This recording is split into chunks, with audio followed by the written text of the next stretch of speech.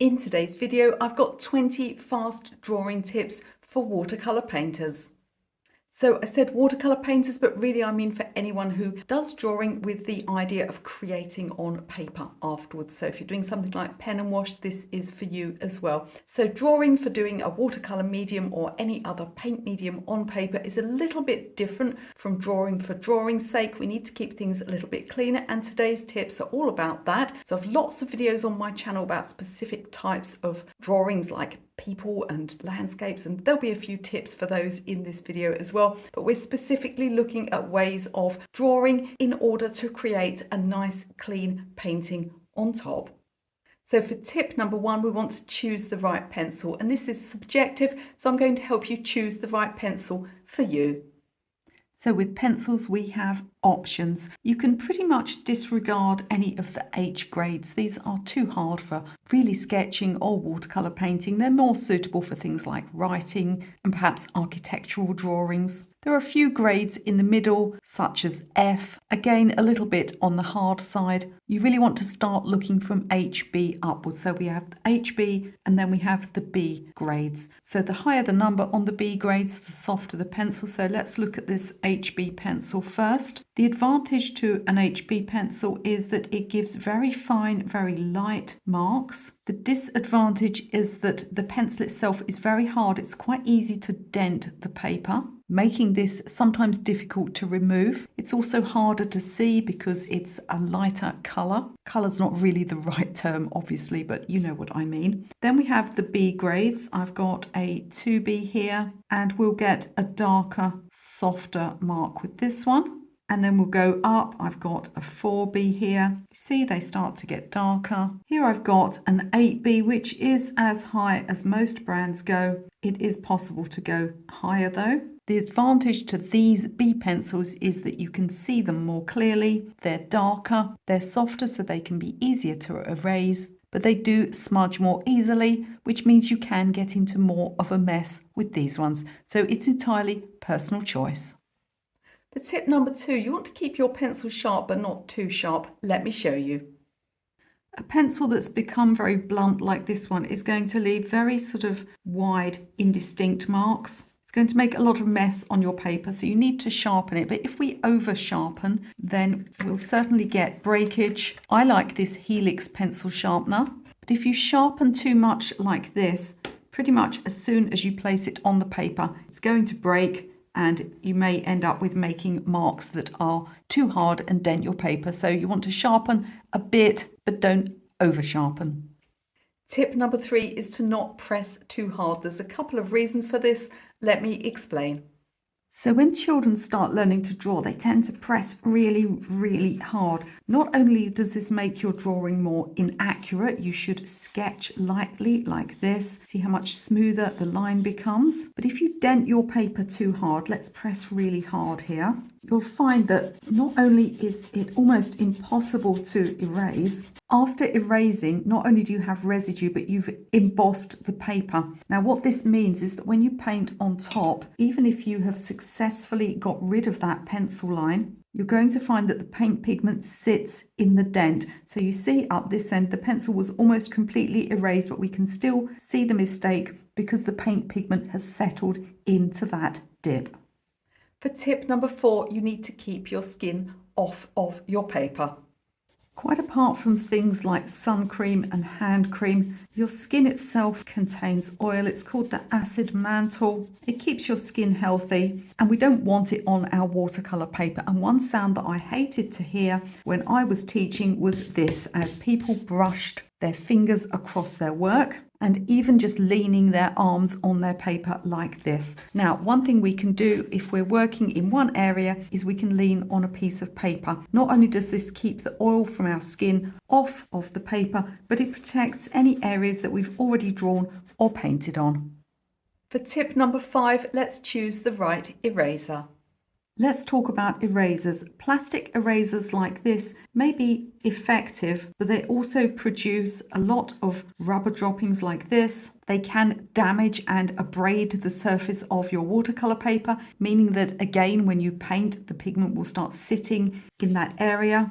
Some people like these very, very soft putty erasers. You certainly can make them into small little shapes for accuracy. I find them a bit too sticky and dirty. The other choice is a putty eraser. This one is a medium kneaded putty eraser. I don't think I've even opened this one yet. And these I find to be just right for watercolor painting.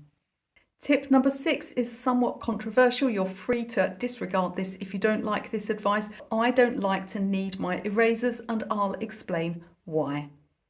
So it's said that kneading these helps to get rid of the muck in them and keep them clean. But here's the thing, graphite can't disappear. It's not going to disappear into the universe because you've kneaded it. It's going to go into the eraser and all over your hands. I much prefer to use an eraser until it's dirty, and then what I'll do is I'll clean it up by cutting off the excess and revealing nice clean areas. It is a matter of choice, but I personally don't like kneading my erasers.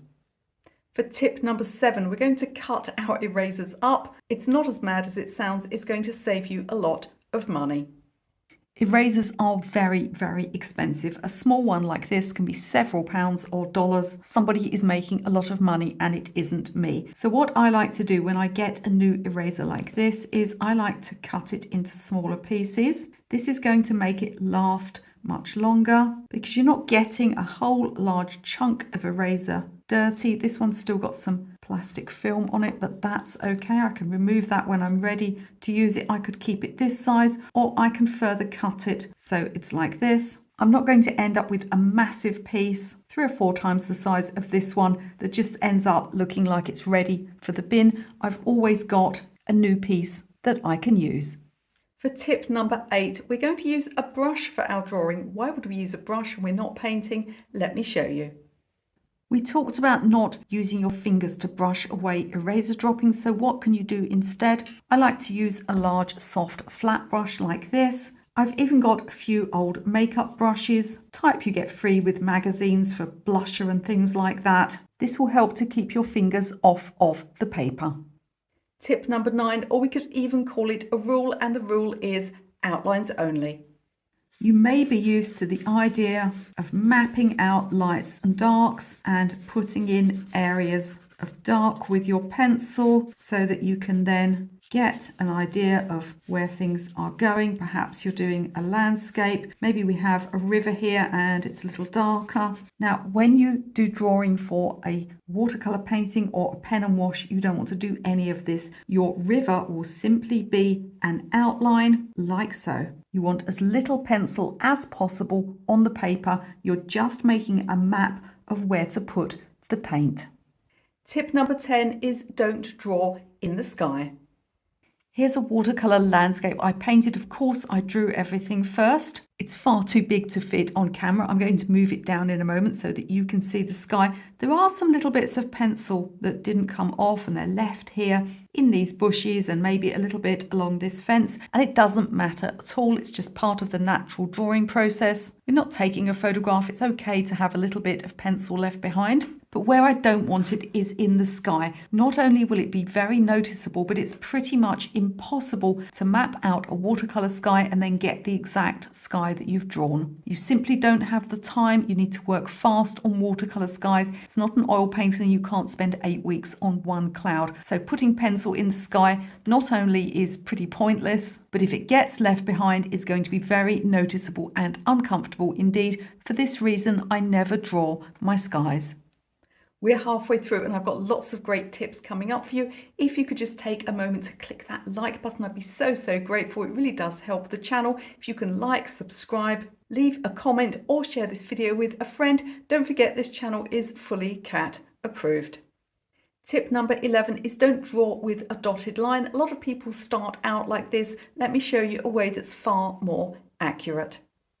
As well as pressing too hard, many people will also try to draw with a dotted line. It kind of makes you think you have more control, but the truth is if you don't make long sweeping marks, you'll end up with some very strange looking things, particularly when it comes to stuff like ellipses. It's much better to draw almost from the elbow like this, lightly sketching and erasing any parts that you don't need. You can then tidy up your drawing. You'll get a lot more realism, a lot less incorrect corners. So if you're in the habit of dotting when trying to draw a shape, I want you to make smoother, more fluid marks instead.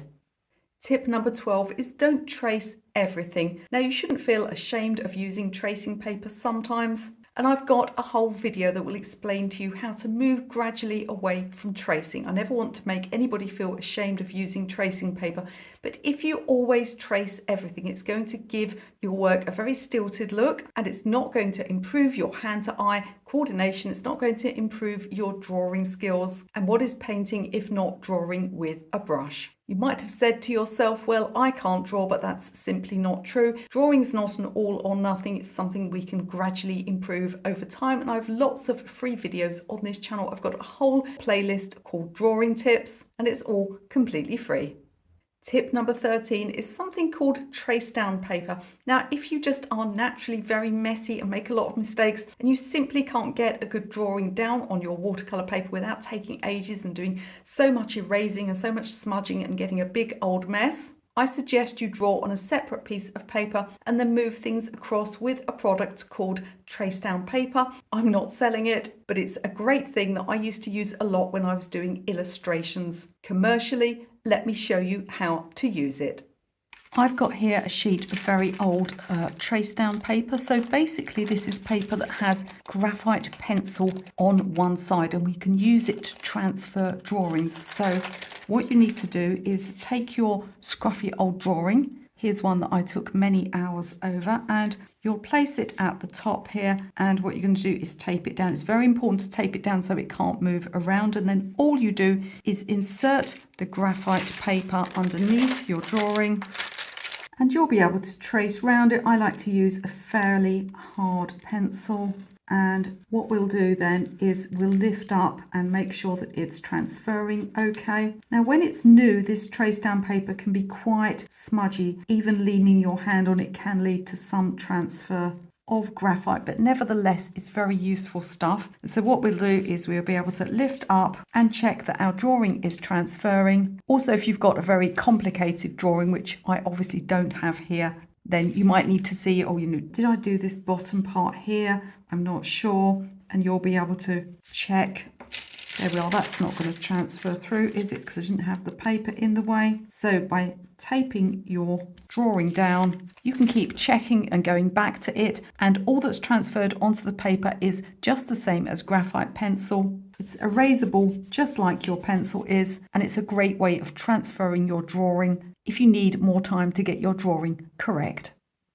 I've got lots of videos on this channel about how to use various grid techniques. They can all leave some marks on the paper, which can be a little bit tricky. So if you do use those, you want to keep things light. But there's one technique that's quite good because it keeps the actual planning outside of the area where you're drawing. It's called the envelope technique. I've got a full video on it, which I will link in the comments, but let me show you briefly how it works.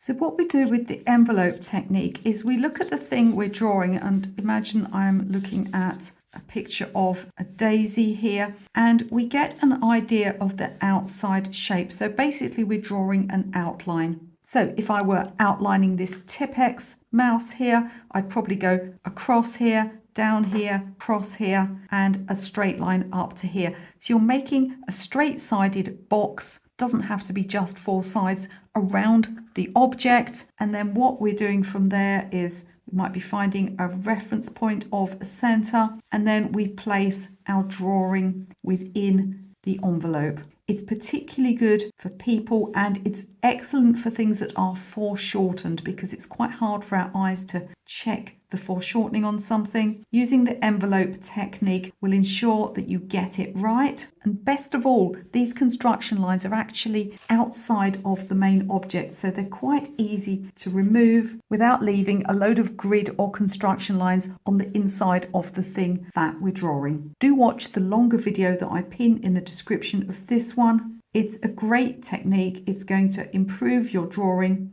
and it's going to keep the construction marks outside of the area where you're applying the paint. Tip number 15 is don't outline shadows. In fact, don't outline anything that's a bit ethereal. I'm thinking of clouds. I'm thinking of water reflections. This is the one time when you can actually use a dotted line. You never want a hard outline, whether it's in pencil or in paint, around something that's not a physical object. So we're talking reflections, we're talking shadows, we're talking clouds or any other soft area like the blush on a lady's cheek. Not mine, I've got the complexion of a zombie. But if you're outlining any areas, if you need to indicate where a shadow or something like that goes, use a dotted line and keep it light. For number 16, we're going to emphasize the horizontals in a landscape. So we're talking about an actual physical drawing technique now. And this is one of the biggest mistakes that I see people make. It leads to a lack of depth in a painting. When drawing landscapes, we need to emphasize the horizontal.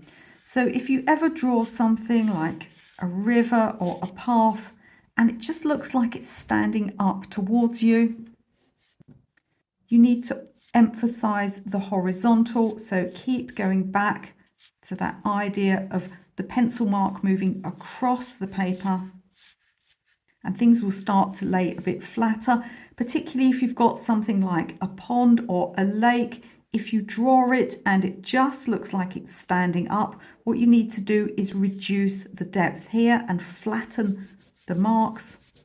If it's something straight-sided, you'll reduce the angles. In this way, it's going to lay flatter on your paper.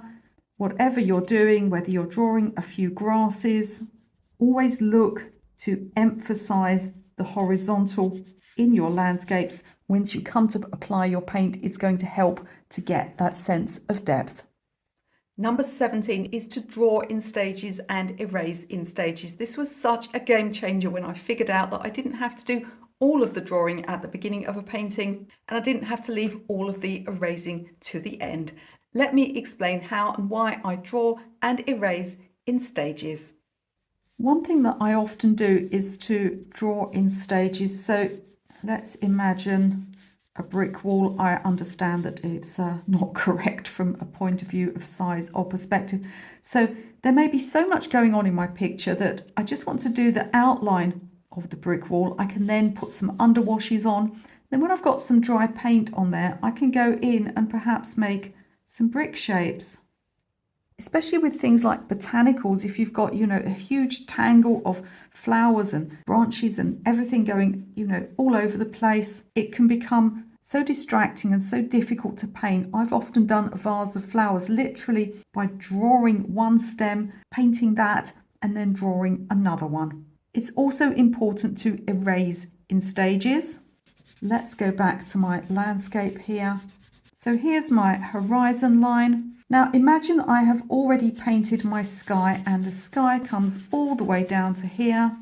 So this is paint. I've applied my paint and the paint is dry. I now no longer need this pencil line here.